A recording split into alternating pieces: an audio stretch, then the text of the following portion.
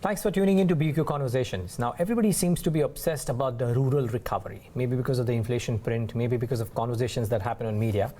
The question is this for real, and do the benefits, if any, come with some bit of immediacy, or do they come with a bit of a lag? And is it even possible to predict that, or are there too many uncertainties surrounded?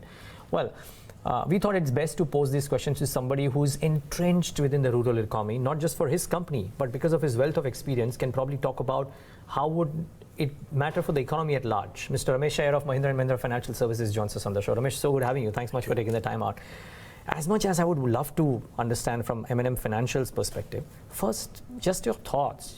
You would have read so many headlines on the websites, on television as well, about the rural recovery slated to happen anytime soon. What are your thoughts on this? So this is what we see on the ground. Yes, I think last 1 year wasn't very, very easy. All of us know the growth has been stunted. But nevertheless, I think the cash flows in the hands of the consumers is what we feel has been positive. But I've always said this, rural depends on two cash flows. One is the farm cash flow, and the other is the infra cash flow. Right, which means a lot of infra activity needs to happen. People deploy their assets, labor get deployed, the money comes in, consumption begins to happen. Surely on the farm side, yes, we had this extended monsoon, but I think after the yields were out, the prices were good. I think there is this kind of happiness in some states where they are getting good cash flow. We do believe that going forward, the farm cash flows are expected to be good. So that's driving the sentiment a little positive, surely. What's it waiting for, I think, is the infra to open up. In some of the states, we do see some activity. But if it opens up across, I think then you will see a real boom in the rural. Okay. So, would it be safe to say that while there are green shoots, it is still unpredictable at the very least? I would think so, and maybe instead of unpredictable, I would still think the consumers are waiting to see more action. Right, so like one example possibly may explain this little better. We've always seen in the rural in the past is when the business is good, the recovery collections are good. But in this round, we saw last couple of quarters where the business growth has not been very, very aggressive, but definitely the recoveries have maintained well all through the year, which means that consumers have money and they are possibly putting it to discharge a liability rather than acquire an asset. Which is an indication of they're waiting for something else for the consumers to start buying assets. It could also be for reasons that, this change of emission norms coming in and people are not sure whether it's good to buy BS4 or wait and buy BS6. All of that could also be possible. But nevertheless, clearly we don't see an aggression to acquire assets as though there's a lot of business waiting to happen and therefore, I need to add asset is not the rush that we are seeing. So that's waiting for something to happen. Could it also be because corporate India is deleveraging too, so people are learning from the larger peers? Almost all of corporate India is not setting up capex. Corporate tax cuts happen, and yet we don't see the first evident signs of large capex happening from corporate India too. So there's a deleveraging going across. But that could be possible if you were to talk about large fleet operators and all that. I mean, if you talk of individual consumers who acquire asset for a daily use, they seem to be using their current asset, which they own, for a little longer than they would have normally used. If somebody wanted to change an asset at the end of third year, possibly is trying to use it for one more year, saying, why I buy something new so fast. And it also could be for reason that I think most of the time we've seen in this kind of retail assets, the resale price decides the exchange program. And with discounts on the new vehicles being so aggressive, possibly the resale price is also hit to an extent. So people are probably waiting to say if BS6 comes in, will BS4 demand go up substantially? Because the price of the vehicle could be so different and the earnings therefore could matter the most. It could be one of the reasons as well. Does this happen often? The reason I ask this to you is because I know, from past experience, we've traveled once together as well in the hinterland, that you do a lot of dipstick study, try and get information firsthand from people yourself too. What is your sense? Does this happen too often? And if not, could it be only these factors, or could it be that the guy who's on the ground is still not completely decided? Forget infra, about the farm income as well. There is talks of Rabi season looking strong, but maybe the confidence is not there. So I think, when the previous monsoon and it got overextended, there was this fear as to what would happen next. But then with the water levels being good, right, all across, I think the sowing is definitely going to be good and all that. So I think some sentiments are returning back to positive, imagining that the farm next round will definitely be good. We did see some improvement in numbers as well in tractors and other products. So I would think you're right, people are still undecided on, should I kind of rush into buying some asset? And I think it's also by state. It's not appropriate to kind of sum it up on an all India basis. Right, so different pockets have shown different signs, like MP has been very buoyant, Rajasthan has been buoyant, right, UP has been buoyant, Bihar has been okay, Gujarat has been okay, Maharashtra is not yet but possibly will start picking up. The southern states have gone a little slow. So it's also important to understand that it's not a phenomena standard across the country. Different states have shown different behavior patterns. Okay.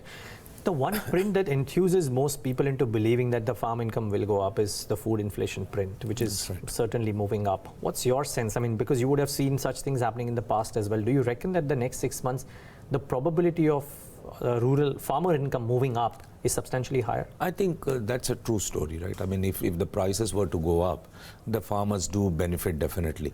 And that's the time you will start seeing them once again acquire assets, or you will start seeing them doing up their houses. We see this many times in our rural housing business, for example. Yeah. Right? Whenever they get some extra income, I think the first thing that they try and do is to do up their house.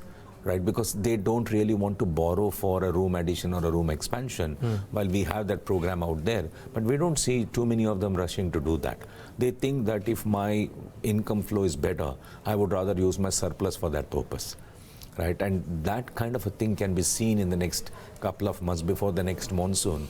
I think we would see that kind of a consumption happening. And we do believe that the prices going up will leave more cash in the hands of the farmers, which would then be put to consumption. But you're not seeing signs or talks of that right now, or initial signs are being seen? I would think we are seeing it, and that's the reason I use the term, our recoveries are much better. Right? So I think there are people who have discharging liability, and we have met consumers who have not been able to pay in the last round, and their billed overdues are clearing it. So therefore, there is this money. There is a clear witness of there is a flow of income that's happening. I think the real question is, what are they putting that money to use? Are they acquiring asset, or are they discharging liability? And I see in some pockets they are discharging liability. In some pockets we do see they are acquiring assets. Yeah, I think in an earlier call, maybe at the end of Q2, as I noted from a brokerage note, that you had mentioned that you believe that there will be a round of deleveraging as opposed to people acquiring assets meaningfully. You reckon that will still continue? Yes, and I think we saw it in the third quarter. And I would believe that it will continue until the next season. Until the next season. Which would mean, my own belief is that you will see a lot of things changing to better by the next festival season. You will see people start buying assets, because then the second crop would be known, the monsoon directions would be known. So I think you will see the return of sentiments. I'm talking more from the rural perspective. Sure. Clearly the next September, October, you will start seeing things to look much, much better. Would there be telltale signs which will indicate that in the run-up to the monsoons, or would we wait for the event to happen? No, I think if you see the January-March quarter, how the crop turns out to be, the Rabi come out is, and then initial announcement of how the monsoon is likely to be is good enough. Okay. We won't wait for the whole monsoon season to be over. Okay. Just one, since we dwelt upon M&M Financial a little bit, I would want to talk about that a bit, and then I would want your views on what the RBI did, because a lot of people are saying that Das has done a Draghi. Your thoughts, and whether there are some things that keep you awake at night when you look at the landscape. But first, M&M Financial, since we spoke about all of these things happening, they probably fit right into a sweet spot that your company could be in. There's a note which wrote that there's a correlation coefficient, according to them, of a negative 0.65 between food inflation and your GNPA cycle. Indicates that when food inflation increases, your GNPAs come down, but it happens with a bit of a lag. Would you second that? They have looked at some past history and come at this conclusion. I think it's clear, right? I mean, we work with a lot of these consumers whose one important cash flow comes from the farm cash flow.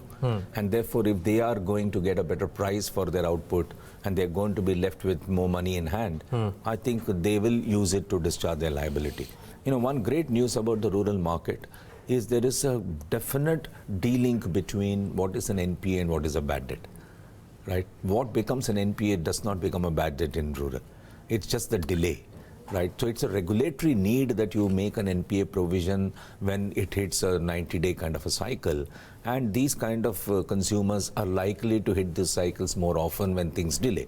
But we have seen almost all time in the past that we don't lose money. You said this in the past to us. Yes, as well, and then we very strongly believe it's a collateral backed lending where the consumer invests 25% of his money to acquire that asset, and he puts it to a productive use. So very clearly, when the kind of cash flow improves due to either the food inflation improvement and therefore the money comes in or whatever, we do see that they discharge liability. And which is why you see the correlation that when such an event happens, the NPA for us comes down. And even during the year, you can see there is a distinct difference between first half and the second half, because the cash flow in the second half is almost good to harvest and festival and all kinds of activity around, and they do discharge the liability of what they have not paid even in the first half. So I do subscribe to this thought and view that yes, it would happen. Okay, so and since you spoke about how there has been deleveraging already on, would you reckon that that process for you as a company is already started and it only accelerate into Q4 and the first quarter of the next year onwards? I would think so. I mean, never before we've seen in the past. I mean, I've been running this business for 25 years now, and I've not seen it so much like in the past, where in the first and second quarter, you see NPA stabilizing or coming down. In this year, we saw that. So if I was to look at number of consumers who are in my delinquent account, they are almost similar to what was 1 year back. But invariably what happens is when you finish your 31st March book, after all the recoveries that happen in the second quarter, you start to move up the NPA in the first quarter and second quarter when there are not too much activity. But in this round, we didn't see that happen. So that's a very clear correlation of people are discharging liability out of the surplus that's there in their hands. And if that trend was to continue, I think, which we believe it will show this improvement in the asset quality for us, which we have witnessed in the first 3 quarters. So would that embolden you, Ramesh, or would you, because of the way things are around, by nature stay a bit cautious? Just some data as I look at December 2019 versus September 2018, the one space wherein your lending seems to have come off quite a bit is SMEs and others, right? From 14%, you're now at 7%, which is a conscious call I presume you have taken. Yes. Do these events, deleveraging, NPAs not moving up, embolden you or still keep you cautious? So let's look at lending into 2 buckets. One, what's our ability? Do we have enough liquidity? Do we have enough reach, right? And do we have the process in place to be able to lend? That's always been the case, and we are well ready for that. At the end of the day, not to forget that we are only an enabler. I don't want to be seen as someone who's saying that I give you the money, why don't you buy an asset?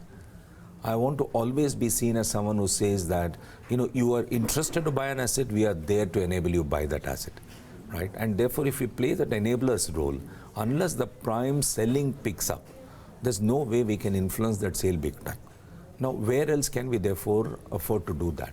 Will be a pre-owned vehicle segment, right? Where the demand for the vehicle would be there because they are at low price and meets the same purpose. And therefore, if you look at our pre-owned vehicle growth, that has substantially grown. That's growing at 30% plus. Now, we are not in pre-owned commercial vehicle, but we are in pre-owned utility vehicle, cars, tractors, and all of that. And that's going to be a segment that we are concentrating well. So I would think our growth would come from there. Clearly, we are gaining market share in new products as well because we don't see too much of competition yet out there. And that would help us grow to some extent. But as otherwise, in terms of volume terms, unless the OEM growth picks up, there's very little that we can do to register growth. Okay.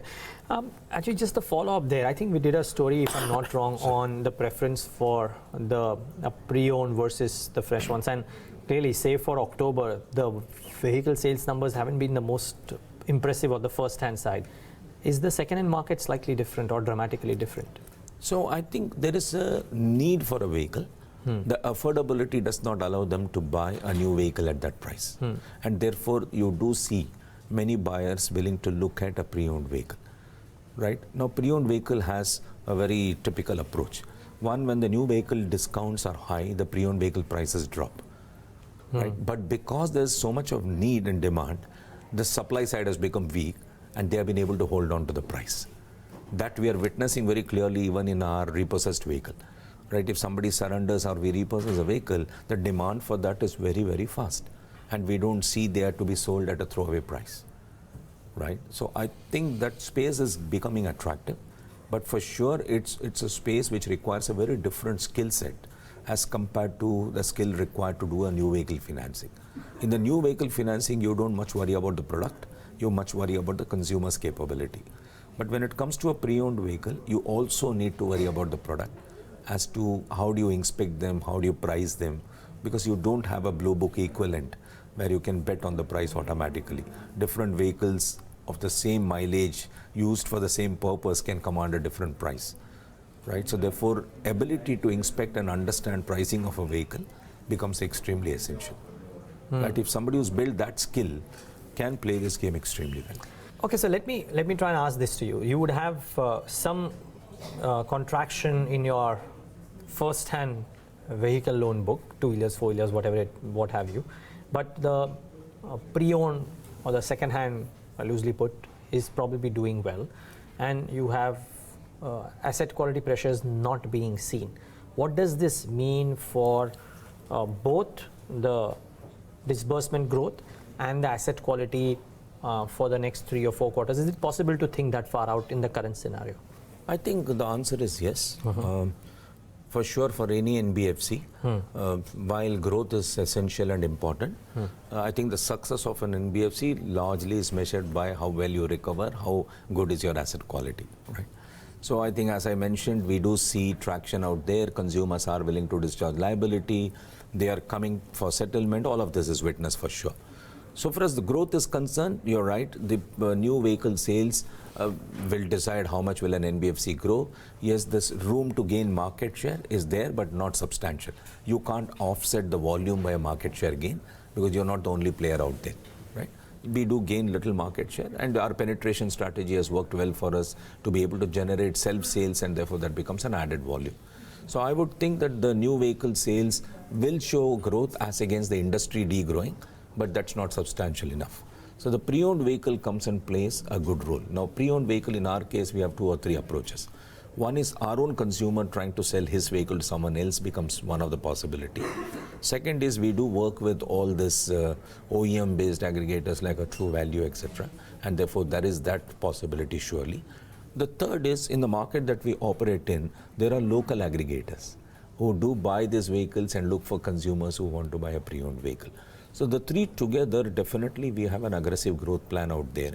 But I must tell you that the price of a pre-owned vehicle is 50% or maybe 40% of the new vehicle price. So therefore the volumes have to be substantially large if you're looking at offsetting something. So if a new vehicle business normally would grown at 15-20%, it's impossible to imagine that pre-owned vehicle will be a substitute.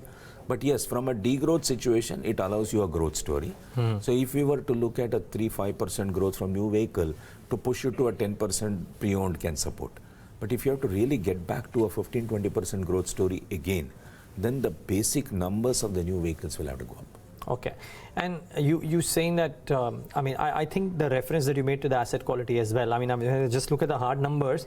For 9-month FY20, the gross NPAs have inched up compared to end of FY19. Is this again a belief that while this is a reported NPA, it will not be eventually bad debt? Oh, surely it will not be. Money won't be lost. But it's also important to understand that we have done business for 1 year during the same period. Right? And those will also have some NPA coming in. Got it. Right? And therefore you will always see those percentages. So sometimes it's an effect of the denominator. Right? Okay. If the asset was to grow at 15-20%, the same number would have looked 2% lower.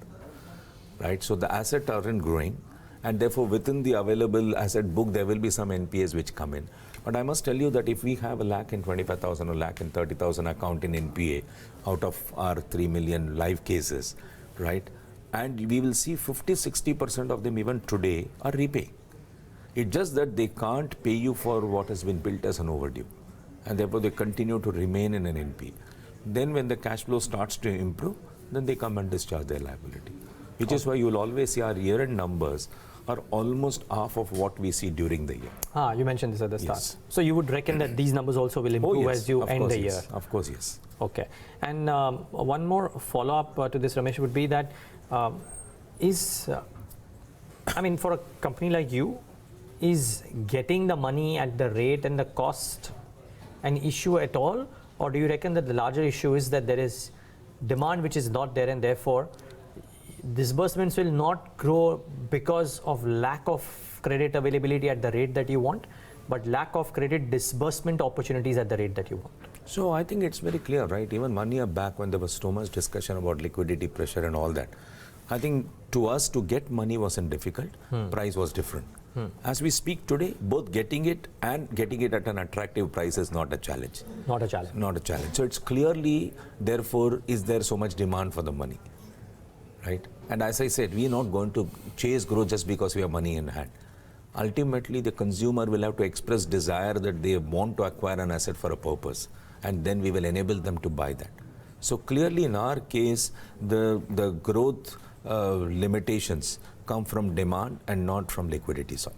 So you don't feel the itch or the need to try and diversify into slightly outside from your core segment, which because of various reasons might have issues. There is no demand for autos, for example, but there is a demand for consumer durables. There is a demand for personal loans in a big way.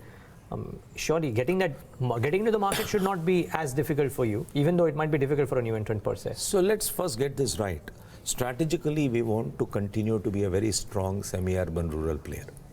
Okay. So that's the geography boundary that we put for ourselves. Second is, we don't want to be not seen and recognized as a very strong auto tractor player. Okay. That's our core, right? That's our balance sheet. Third is, we will not therefore shift geography because temporarily where we are is creating a little pressure for us. Right? We have seen it in the past. You need to have the patience, stay put there and whatever. The fourth is, any product that we get into should have an ability to substantially contribute to your balance sheet, as otherwise the resource that you allocate are disproportionately larger for the returns that you make, and they don't have an ability to offset what we do. Now therefore, the fundamental question we have to ask is, just because something that you're so good at is not doing well in the marketplace currently, should you really relook at a new strategy? Let's say the answer is yes, why not?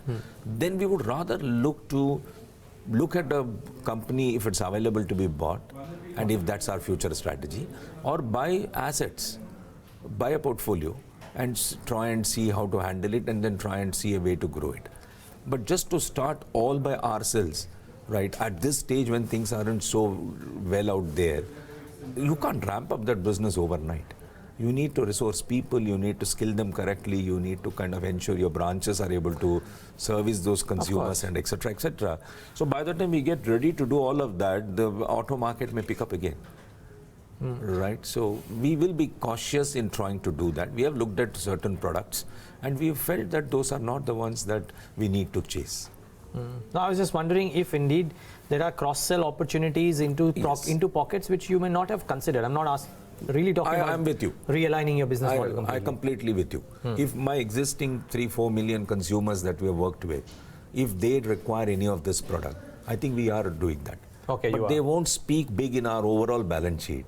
Right? I mean, if we have a 70,000 crore balance sheet, even if all of this adds up to 1,000 or 2,000 crore, it may look to be a small number there. Okay. Now, we're an industry at Ramesh. M&M Financial is doing what it is doing, which is fine. I mean, we've spoken about the quarterly numbers, so I won't get into all of that. 12 months out, do you see probabilities of a credit risk wave number 3 or number 4? You can number them whichever you want because different people number them differently. Do you see a probability of an issue which could hamper the system coming up? Or do you think there are enough checks and balances now to thwart any repeat of an IL&FS kind of a scenario? Not necessarily a repeat of that was very big, but even kind of that happening. I think we've seen cycles come in and go. Any NBFC which has been in business for long and stick to his focus may not show up that kind of a challenge. Yeah. Right? If someone who's kind of looked at chasing certain assets because some of the assets that you were in were not working well, and you have not built that ability to handle, can suddenly bunch up to come out to be a new credit problem. Right? I somehow think In personal loan segment, one could possibly see something of that type. May not be of a large size and magnitude, but surely asset quality issues could possibly be out there, because the borrowers of those loans are at the end of the day salaried individuals or people who have certain aspirations to be met, but currently their revenue don't support that. And unless the cycle starts changing and their earning starts to improve, right, sometimes they can hit that roadblock, and that could turn out to be some kind of a, an NPA from that segment. So clearly unsecured loan segment where, at the end of the day, lending needs to have some interaction with consumer, right? You must use technology appropriately. You should control it through technology, decide using technology. But at the end of the day, when recovery starts to, get a little difficult, then you must know whom have you lent to and where are they. And that unsecured loan segment possibly could be having some pressure if earnings of individuals were not to catch up. Okay, difficult to preempt, but likely to happen as well if indeed things don't work out. The other thing is, sometime around March 2019, almost everybody was of the opinion that the large NBFC will gain at the expense of the NBFCs in trouble. So a select few, 8-10 companies will disproportionately grow. As the numbers have shown, while none of those large NBFCs have had major issues, but they haven't really put the foot on the pedal in a way which would show a then and now. Now my question is, you can't speak for everybody, but I'm still just trying to ask you to crystal gaze a bit. Would this be a factor of also the slowing demand and therefore not wanting to go full throttle at a time when the economy is slowing? And therefore, could it change? Would you, for example, if the asset qualities were not an issue, looking at the ecosystem and the things right now, be able to grow at a much faster clip than what you're growing right now? I think, as I said, for growth you need two things. One is your readiness and liquidity availability. I think that's all ready. We are all waiting to see, okay, how do we put that to use? We are well capitalized, so that's not an issue. But the asset side has to support the consumer demand, has to start going up. If the consumer demand had to go up, then you will see what you mentioned, that the large ones are growing at a much faster pace than the smaller ones. I think to the credit of the smaller ones in this round, I think they have also focused on their asset quality rather than chasing growth. And therefore, you're not seeing too many of them getting out of the business or the big ones trying to buy them out or whatever. But if the growth had to return back, and raising capital and debt is not going to be very easy for everybody, having seen what everyone has gone through. So therefore, that's a time possibly one would see that the big ones are in a better position to raise capital as well as debt from the market, and they would possibly register much faster growth. You might see, you reckon you could see a round of consolidation as well? I would think so. I would think so. I mean, the smaller ones themselves will ask a question that if the growth is not so easy, recovery efforts have to be substantially higher, is there a good sense to become an extended arm of a larger one? Right. Now, whether it's consolidation or partnership or large one investing in a smaller one to help them go deeper. So various formats could emerge. But yes, if you were to put them under the larger heading of consolidation, you will see some of the format changes. Okay, one last question, and that's on the policy. A lot of people have, opinions have differed, but a lot of people, by and large, have lauded a few decisions that have been taken in the policy. What stood out for you? What do you think could have been done, may have been missed due to various reasons, but was not done? I think for us, we believe that it's a good policy from the point of view that directionally, it does very clearly show that the interest rates regime is on the decline. And for an NBFC, what else could be better? I think the other is making the liquidity available in the system. All said and done, today the demand could be weak. But unless the overall system is ready with liquidity adequate, I would think that to even think of demand could become difficult. Right. And I think with the BS6 coming in and all that, I think those products would need a lot of support. And I think in both of this front, both in terms of availability of funds and focusing more on which segment would be provided that kind of a support, along with the very clear direction of how the interest rates are likely to start settling down and go down, I think we are very, very happy that the direction is that. Okay. Well, let's hope things improve sooner rather than later. But yes. Ramesh Iyer, take a moment to thank you for joining in today on BQ Conversations and giving us your thoughts. A pleasure having you. Thank you.